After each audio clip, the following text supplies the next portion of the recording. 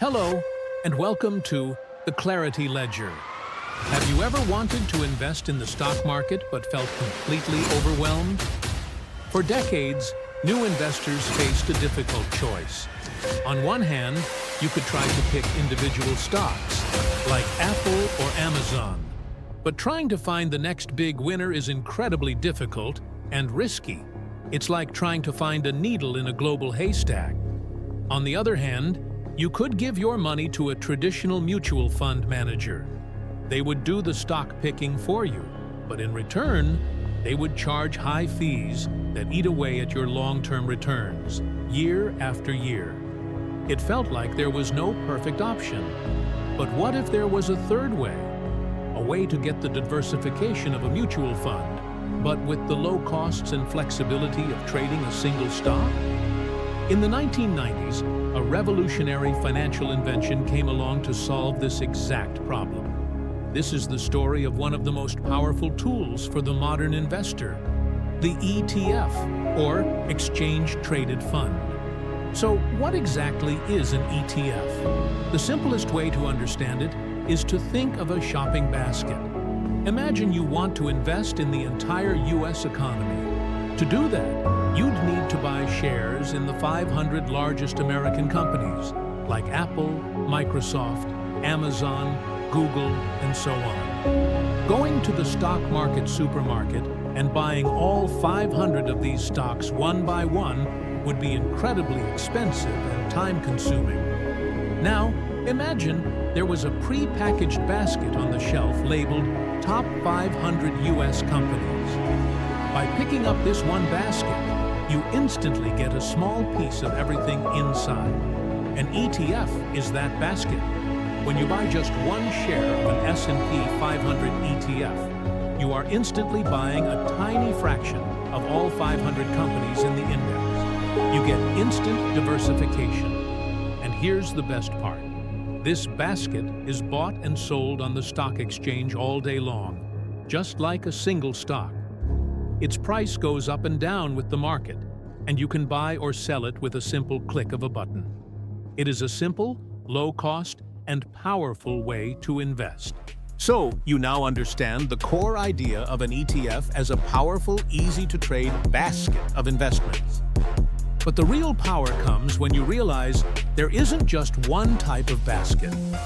There's a whole supermarket of them, designed for every possible investment strategy you can imagine. Let's walk through the main types. First, and by far the most popular, are Index ETFs. These are the ETFs we've mostly been talking about. Their goal is simple: to perfectly track a major market index, like the S&P 500, which represents the 500 largest companies in the US, or the NASDAQ 100 for tech companies. By buying an Index ETF, you are not trying to beat the market. You are trying to be the market.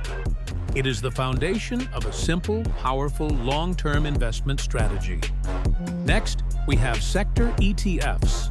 What if you are very optimistic about one specific part of the economy, like technology, healthcare, or energy? Sector ETFs allow you to invest in that specific industry. For example, a technology sector ETF would hold a basket of companies like Apple, Microsoft, and Nvidia. This allows you to make a more concentrated bet on a trend you believe in without having to pick the single winning stock within that sector. But what if you want something safer than stocks? That's where bond ETFs come in. These ETFs don't hold stocks. They hold a basket of hundreds of different bonds, which are essentially loans to governments or corporations. Bond ETFs are generally much less volatile than stock ETFs, and they typically pay out regular interest income, making them a cornerstone for more conservative investors or for diversifying a stock-heavy portfolio.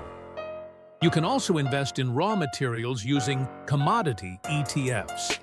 The most famous example is the gold ETF.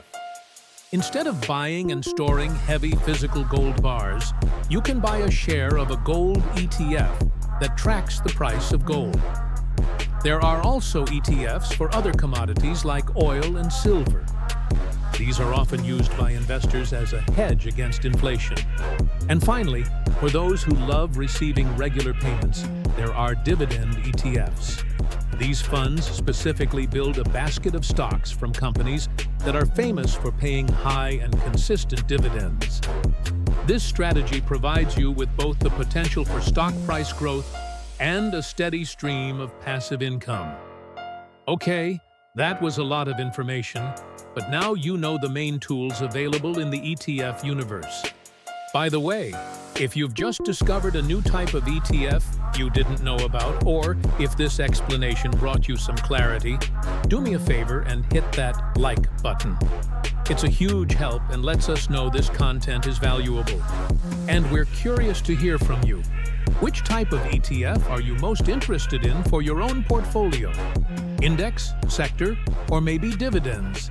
Let us know your thoughts in the comments section below. Now, let's move on. Now that you know the different types of ETFs available, let's get practical. Like any investment, ETFs have powerful advantages, but also some potential downsides you need to be aware of. Let's start with the good news, the 4 main benefits of using ETFs. The first, and most important, is instant diversification. As we've discussed, buying one share of a broad market ETF gives you ownership in hundreds or even thousands of different companies. This drastically reduces your risk. If 1 or 2 companies in the basket perform poorly, the impact on your total investment is minimal. You are no longer betting on a single horse. You are betting on the entire race. The second major advantage is extremely low costs. Most ETFs are passively managed, meaning they simply track an index. This makes them much cheaper to run than traditional mutual funds that have highly paid managers. This cost is reflected in a small annual fee called the expense ratio. Many popular index ETFs have expense ratios as low as 0.03%, meaning you pay just $3 per year for every $10,000 invested. This is a massive long-term advantage. Third is transparency. Because most ETFs track a public index like the S&P 500, you can see exactly which companies the ETF holds at any given time. The holdings are public information. There are no hidden surprises. You always know what you own. And fourth is flexibility and liquidity. Unlike mutual funds that are priced only once per day, ETFs trade on the stock exchange just like a regular stock. This means you can buy or sell them at any time during market hours, giving you complete flexibility and control over your investments. Now, to be a smart investor, you also have to understand the potential downsides. While the pros far outweigh the cons for most people, here are a few things to keep in mind. First, you may have to pay trading costs. While the internal fees of ETFs are low, your brokerage might charge you a small commission every time you buy or sell shares. Second, there's a risk of what some call diversification. It's possible to own too many ETFs that overlap, making your portfolio unnecessarily complex and diluting the impact of your best assets. And third, a small tracking error can sometimes occur, meaning the ETF's performance might not perfectly match its underlying index, though this is usually very minor for large popular ETFs. Okay? You understand what they are, the different types, and the pros and cons. You're ready. So, how do you actually start investing in ETFs? It's a simple 4-step process. Step 1. Open a brokerage account. A brokerage account is simply an account that allows you to buy and sell investments like stocks and ETFs. There are many great low-cost online brokers to choose from, like Fidelity, Vanguard, or Charles Schwab. Opening an account is usually a quick online process. Step 2. Fund your account. Once your account is open, you'll need to transfer money into it from your regular bank account. This is typically a simple electronic transfer that takes a couple of business days. Step 3. Research and choose your first ETF. This is the most important step. When you look for an ETF, focus on three things: the index it tracks, does it match your goals like the S&P 500, the expense ratio, remember lower is better, and its trading volume, higher is generally better. For most beginners, a low-cost, broad market index ETF is the perfect place to start. Step 4. Place your buy order. Once you've chosen your ETF, you simply go to the trade section of your brokerage account, enter the ETF's ticker symbol, for example VOO for the Vanguard S&P 500 ETF, and decide how many shares you want to buy. It's that simple. You now have the knowledge not just to understand what an ETF is, but to confidently use this revolutionary tool to build your financial future.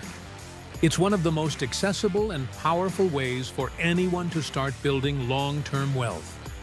If this complete guide provided you with real value and the clarity you need to start your investment journey, the best way to support this channel is to subscribe to the Clarity Ledger and click that notification bell. We are here to empower you with financial knowledge every week. Thank you so much for watching.